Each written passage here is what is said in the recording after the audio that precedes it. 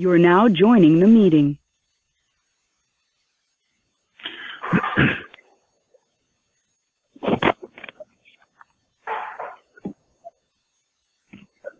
Hello, everyone. This is Derek. Can you hear me okay? Yes, sir. Yeah, gotcha. Good signal. Yes. Okay. All right. Calling from the lobby here. I'm going to hand the phone over to Coach and let him start with the opening statement about the Big Ten tournament. We're playing Iowa, and then he'll take your questions. Here he is. Good morning. Good morning. Excited to be here in New York. Excited for the opportunity that is the Big Ten tournament, and obviously it's in what I think is the greatest basketball venue in all the world, in Madison Square Garden, and that I think is exciting for everyone involved, and including the players. And we look forward to that opportunity. We face an Iowa team coming off a tremendous win against Northwestern, and a team that beat us early in the year. And you know, Fran has got that team playing offensively as well as any team really in the country. They were really, really impressive in their last game, and we know we've got our hands full. We didn't. We played well in spurts in the first game, and then not so well. For the most part, defensively, we were not very good in the first game. We were without Tijon Lucas in that first game, and Tijon is an important piece to our puzzle, especially on the defensive end. Bohannon, Jordan, and Tyler Cook really had their way offensively, as did Luka Garza on the offensive glass. So we've got to do a better job with those guys than we did in the first one. Brad, this is Scott Beatty from WDWS. Unique setup here with this tournament. How do you change anything, if at all, knowing you have to win today, but you want to play tomorrow and the day after that and the day after that? Well, I think it's you guys find out I don't get too far ahead. You know, obviously I have an understanding of what's in front of us if we do win, and that you have to be diligent and smart in your preparation. But you know, I'm not thinking about what would be Michigan if we win. I'm thinking about doing everything we can, all of our energies, all of our focus on Iowa. Yeah, and we've got to, we got to make sure our guys are handling the physical part of hydrating and staying fueled and getting their treatments, and that's probably the most difficult challenge about being, being on the road, is you lose some of your capabilities, from a physical treatment and ice tubs and those sort of things that are that we don't have access to since we've stayed out here. But Paul does a great job along with Adam Fletcher, and we'll do everything we can and hope we have those problems. Coach, this is Lauren. Do you do anything, have you done anything relative to what's going on nationally with your players? Do you discuss any of that with them, or you just completely leave it alone? What's your approach to that? We did early. We did early in the fall. We haven't talked about it much recently in terms of more so. And I try to keep everybody current as we can, but our schedule probably hasn't has been as big a part of that reason as any, is just the constant travel and as many games as we've had here in the recent past. But we had a lot of talks early, in the fall and during the season when a lot of this stuff initially came out. Coach, this is Derek Piper. Any update to Mark Smith's status? Yeah, Mark was in practice yesterday, still fairly weak, but he did manage to get through majority of practice, and I would expect him in a uniform tomorrow. Brad, this is Mark Tupper. Do your kids talk about playing at the Garden? Is this a big deal to them? Well, we brought it up.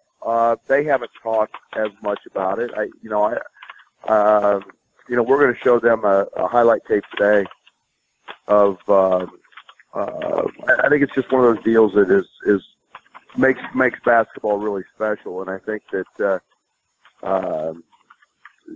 not everybody's afforded this luxury. But what it's meant, we're going to show them some highlights and some clips of what it's meant to some of the greatest. Because some, the Jordans, the Magics, all those guys, you go right on down the list, they've all had unbelievable moments in the Garden, and I want our guys to understand what it is to play in there, and it's not just your ordinary arena, and there's been a lot of history here. And again, I'm an old school guy that way, and I relish those opportunities, and I want our players to appreciate them.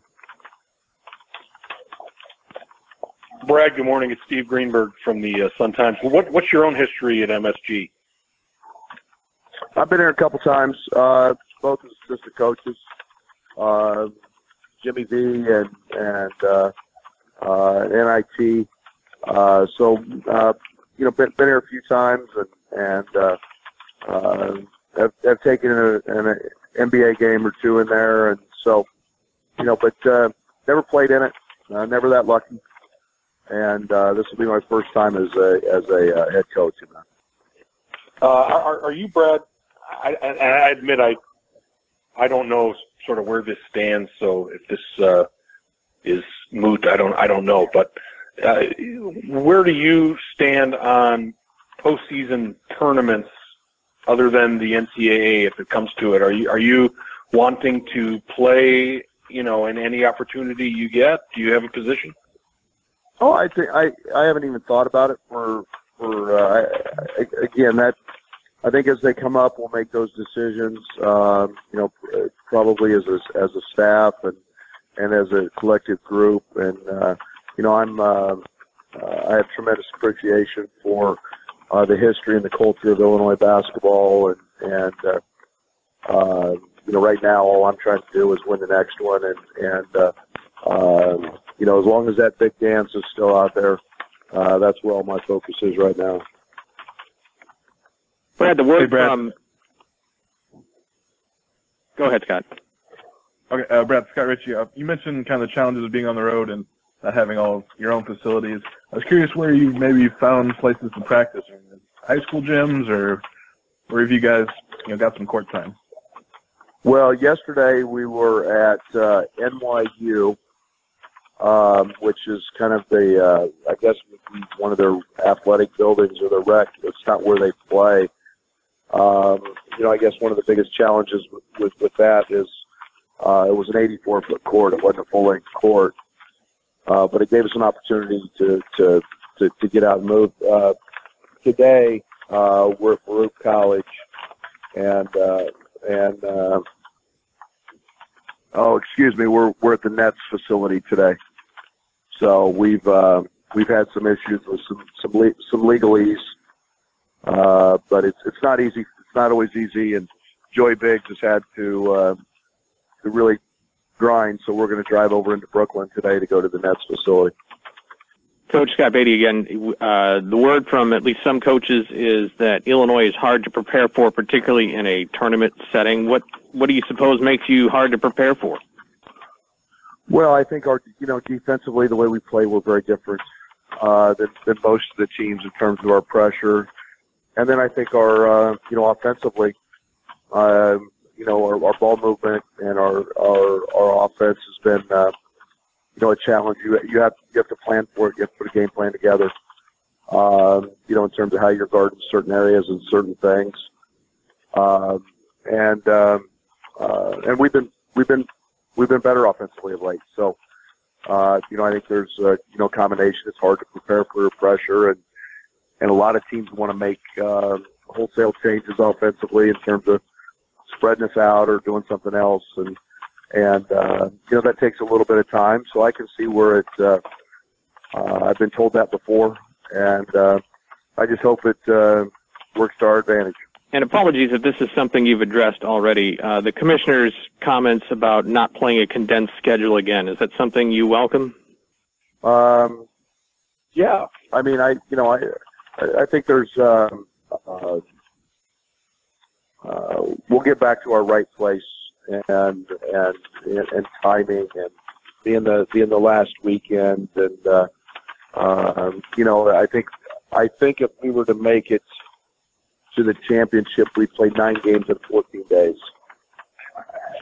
Coach, DeMonte and Tijon have really been big factors on the last couple of games. How important is that going into this matchup, and what do your bigs need to do to maybe improve on the last performance? Well, those two have been great. Gosh darn, I mean, DeMonte 8 rebounds in 20 minutes. I showed our team clips of Tijon and just his effort in the Rutgers game and diving on the floor, his job denying Sanders the ball, his help. He had 3 of the best offensive rebounds we've had all year. And he ran from the opposite side of the court. And if we can get everybody to maximize their effort the way he's playing, and that'll buy us 4 or 5 extra, 6 extra possessions a game, and those may be all you need in close ball games. I'm pleased with the way Michael played and AJ, especially the fact that Trent didn't have one of his better nights at Rutgers, and LaRon was in foul trouble. Both those kids, fought fouls. So I like the added depth. I like the added production on our bench, and we've just got to continue to grow defensively. Brad, based on your first impressions when you got there, looking around at the players you had and the opportunity you figured you had this year, based on that, are you surprised or not really to be playing on this first day of the tournament? And sort of a secondary question, I guess, is just how you would assess your own performance in your first season on the court. Gosh, I haven't even thought about it.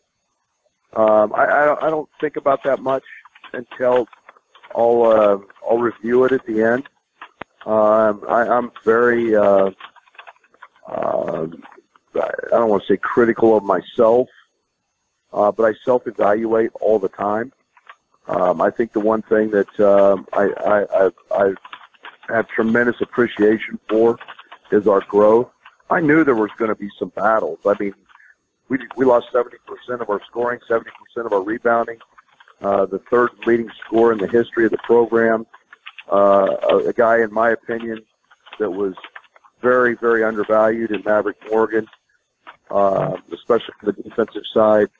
I understood what was out there. I mean, a group of guys who've never done it. You've got a group of freshmen who have no clue. And the growth of this team has really, really excited me. To see LaRon playing the way he's played, to see Trent develop. All of our freshmen have had their moments. Aaron Jordan's development. So the growth of this team has been remarkable, and I've been very pleased with that. Now I'll self-evaluate myself and our staff and do those things as we get into the off season and think we have to do better. Coach, Trent would tell you himself he'd rather win basketball games than win awards, but what did it mean to have him on the all-freshman team? Well, I think it's quite an accomplishment. You're talking about arguably the best league in the country. You're talking about a group of guys in that freshman class who all had excellent years and impacted their teams. And there's no question that Trent maybe has improved as much as any freshman I've had in a long time. You look back at his box score in the Northwestern game, the first Big Ten game of the year in early December, I could hardly put him on the court. And, and then for those of you who watched our Hurricane Relief game at Eastern, to see now where that young man has developed, you don't think he's gotten a little better? He couldn't even get the ball across half court. in that game. So I'm elated for Trent. I'm excited for the future because he's just tapped what his growth can be. Thanks, guys. Thank you.